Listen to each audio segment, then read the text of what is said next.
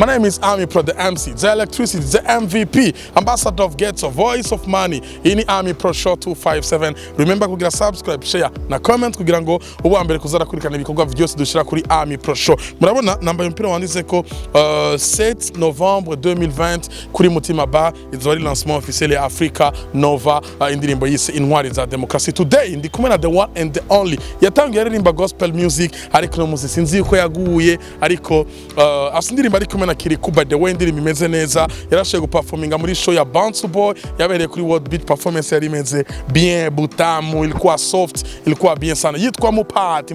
Salam. Wagwan. Meze neza. Waraguye. Oya ntabwo naguye. Ami Pro. Reka kunteza abantu ntabwo naguye. Ndashima Imana. Karibu sana. Merci beaucoup. Show ya Bounce Boy yari imeze gute ga bro? Performance yawe yari imeze gute? Ndibaza ko kuwari bahari. Bari waje. Nari naje. Okay. Byari bimeze. Show yo mu Burundi ndayitaba. Byari bimeze fresh cyane gose vraiment. Yari show yawe ya mbere ushoye guperforminga mu Burundi. Yari show ya mbere ushoye guperforminga imbere ya public nini. Ubona public yakwakiriye gute nka Mupati? Sha byari biryoshe kubyo nifuza ko byosubira. Byari bimeze bo banyakiriye neza. Ni byari bimeze nk'umuhanzi nk'umuririmbyi aje bwa mbere imbere y'abantu bangana kuriya. Yes, je natanguye tuze turagenda bukebuke twiyagira. Twatanguye ndagutumira uririmba indirimbo z'Imana gospel music ariko no munsi nuri kuraririmba gospel kubera iki guheba gospel ukaja mu bindi?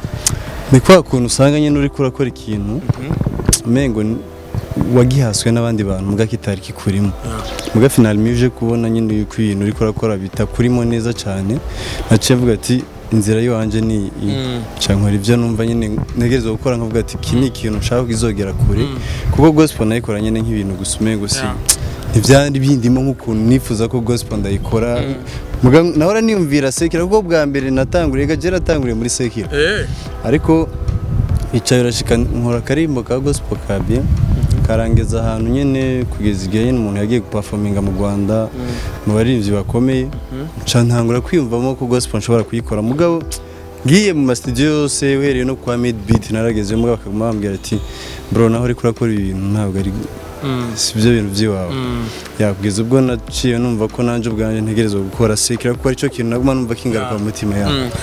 Uno musura akoranye na Kirikou kuva muri Bounce Boy ariko of course ufise n'indirimbo nyinshi wakoranye n'abaririmbyi ufise by the way indirimbo wakoranye na Christopher mu Rwanda.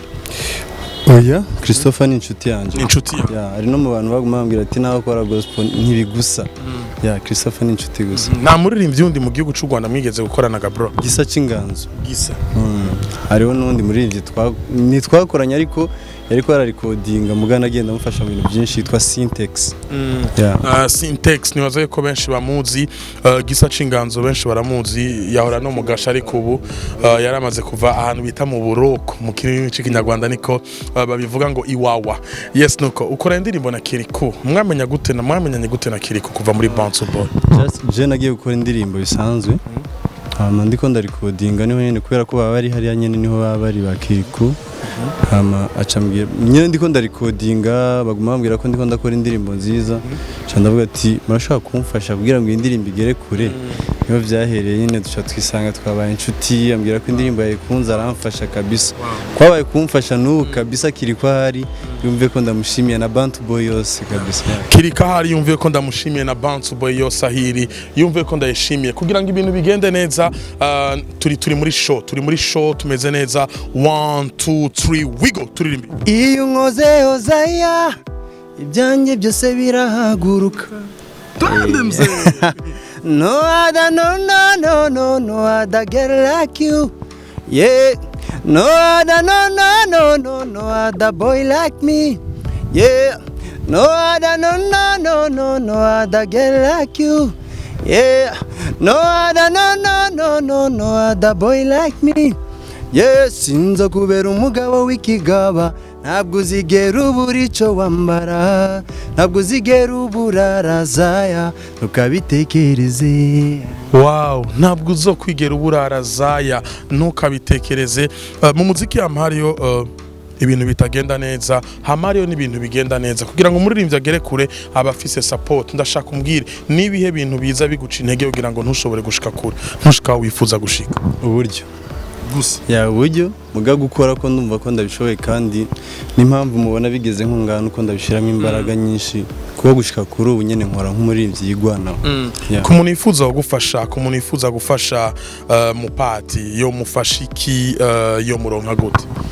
Umuntu yifuza kumfasha ashaka nko kumbona kuri Instagram yanje yitwa Mupati official canke ngira nawe kuko niwe bazi cyane barashaka kurondera micro akavuga ati wa mwana wakoresheje kigani yaye barashaka twomuronka gute niho byo kurangira ngo cyane ha mico yo mfasha no muziki kuko niyo focus yani nizo nzozi ziwanje kuko umuntu wese yozaje kumfasha namubwira ikibazo cy'umuziki kuko nico kintu shaka nkora kuko nico kintu kindi mu ningabiranye Imana yandemanye. Ukoranya na Kiriku Akili, nyuma ya Kiriku twitege bande? Nyuma ya Kiriku nitege abarinzi benshi kubera yuko nshobora no kubanza nkaza ndi jenyene bivanye n'ukuntu ndiko ndapanga ibintu canke se wenda nk'abantu bashaka kuba bariko barambwira ati ukora indirimbo yiwawe kugira abantu babone yuko ibintu ndiko rakora ubishoboye naho wowe utari kumwe n'undi muntu mu ndirimbo hanyuma karibwo hazi ibindi bintu byiza cyane. Nakaye kajambo wotekerera abantu bose barakora gukurikirana?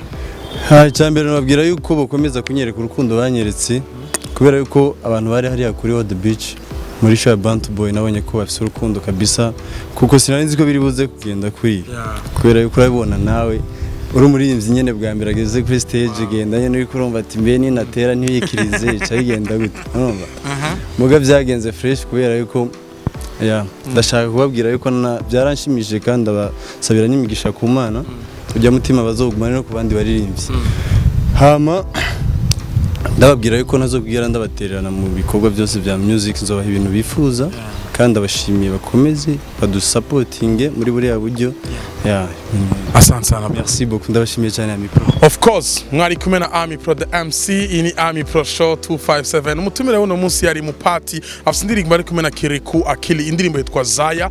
Mushaka kuja kuri account ya YouTube ya Mupati mukandika yitwa Mupati official mukandika Zaya by Mupati featuring Kiriku Akili. Nindirimbo imeze neza. By the way ndabifurize umunsi mwiza abantu mwese mariko maradukurikana. Ku ruhande rwa kabiri nari kumwe na Sisi da Silva ariko harakajambo harakajambo sinogenda nashimiye Bantu Boy kubera arankoreye ibintu birenze cyane namwe mwarabibonye ndashimira n'umuntu yitwa Fantex aramfasha cyane turanakorana ibintu bya music uko bishoboka kose sinogenda ntamushimiye n'abandi bose bamfasha harize ndabavuga amazina Imana ibahumugisha Imana ibahumugisha namwe Imana ibahumugisha mwese mwariko muradukurikirana hasta la vista.